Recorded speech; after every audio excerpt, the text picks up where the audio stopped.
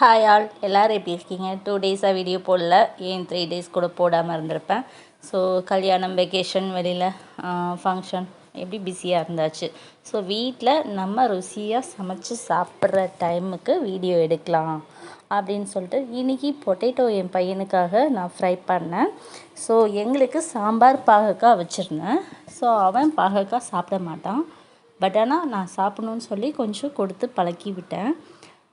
இருந்தாலும் பசங்க பிடிச்சதை கேட்டால் நம்ம செய்கிறதுல ஒரு சாட்டிஸ்ஃபைடு இருக்கும் இல்லையா? அவங்க கேட்டதையும் செஞ்சு கொடுத்துட்டோம், இதையும் சாப்பிட வச்சிட்டோன்னு சொல்லி இது பண்ணுறதுக்காக நான் அவனுக்கு ஃப்ரை பண்ணியாச்சு. ஸோ வாங்க சாப்பிட்லாம்.